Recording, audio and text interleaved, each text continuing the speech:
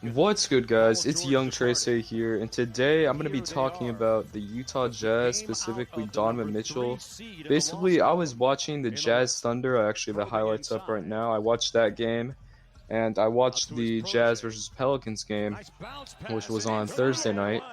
And I realized that there's a major flaw with the Utah Jazz, and it's not just that they're kind of rusty, like against the Pelicans. They had a lot of like turnover issues and stuff like that.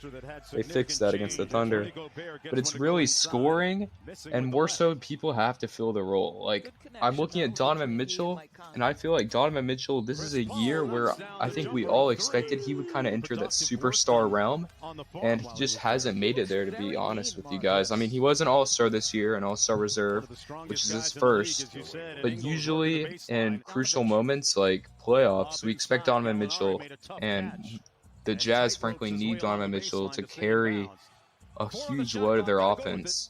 If you look at their previous playoff wins against the Thunder with Paul George and Russell Westbrook, Donovan Mitchell had a great playoff series. That was around 2 years ago.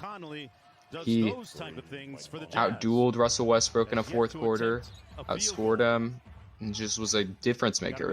And that's what Donovan Mitchell needs to be every single time he takes the floor. He needs to be that difference maker, because no one else in that team really is that. They have some nice pieces like Jordan Clarkson and Ingles, but Ingles has been underperforming lately, and Clarkson's kind of on and off. And Gobert is an all-star level center, but in the playoffs he could be a liability. You don't know if teams are going to go small in situations like that. It's difficult for Gobert to stay on the floor sometimes, especially because he can't stretch the floor. So that's where it really is going to come down to Donovan Mitchell, because there's not that much floor spacing on their team. If you're thinking about it, the lineup that they ran out against the Thunder, I think they may have had Royce O'Neal starting at the 4, or it could have been Niang, but it was one of those two. And Niang is a decent three-point shooter, but neither of them are a threat you can count on the outside. And the Jazz just don't have that. With Bogdanovich being injured, it's really coming down to Clarkson and Mitchell and Ingles. Those are their 3 perimeter scorers, the only ones I trust. I'd like to trust Conley, but his jump shot has been broke and all over the place over this whole season. I just don't think I can get my mind around it. And like, I was looking at the standings in the Western Conference, and the Jazz are 1 game back from the Denver Nuggets, the 3 seed. The Jazz can actually potentially get the 3 seed. I don't think they'll catch the Clippers, especially after what the Clippers did and put on display against the Pelicans, but the Jazz are in that same realm as the Nuggets, where they can potentially get a 3 seed, which would benefit them a lot. But the Jazz can also take that 6 seed, because as of now, they are 1 game ahead of the Thunder, who are tied with the Rockets.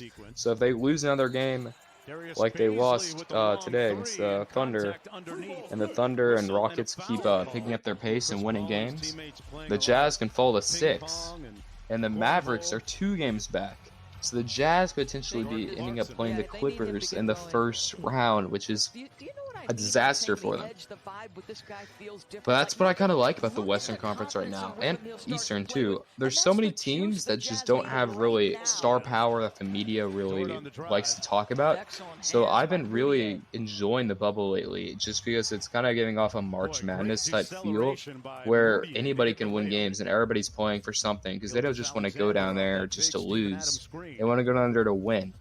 So that's what's making the Thunder, Jazz, Mavericks, Rockets, Nuggets, like that whole intrigue of placement, because all of those teams can get scrambled up, and then seeding, you don't want to play the Clippers in the first round, and I don't know if I'd want to play them in the second round. I don't know. I think the Lakers are a little better, but they've been on and off lately.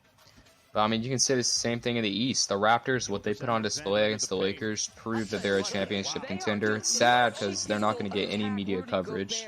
You already know nobody in the media is going to talk about it. They're going to talk about how, oh, LeBron didn't do enough. Anthony Davis had one of his worst games as a Laker. Danny Green can't make a shot for his life.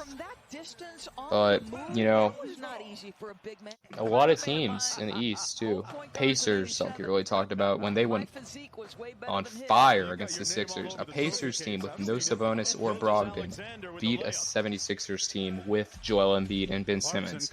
If I'm the Sixers and I see that happen, I think it's time for me to move on. And that just goes to show that, like, in this league, you don't necessarily need a big-time star. And the media portrays that you need one big-time star. But when I'm looking at the East, I think the Raptors can beat the Bucks.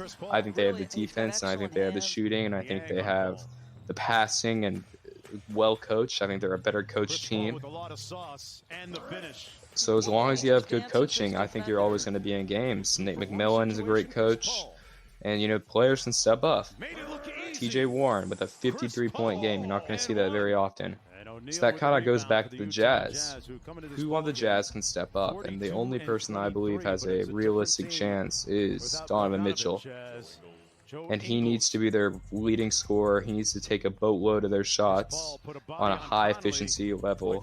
And it's tough, but being a superstar is tough. And if Donovan Mitchell wants to be put in that same category as a person that can be a #1 option for a team, like a Luka Doncic, like a James Harden, if he can ever get there, and he has to do this type of things, and he has to win playoff games. Because I was seeing some sports takes about how does Donovan Mitchell have to leave Utah in order to win a title, and frankly right now I believe he will, because I just don't think he's a good enough player to lead a team to a championship unless he can step it up. Yes, it's only been 2 games, but this is what I've recognized.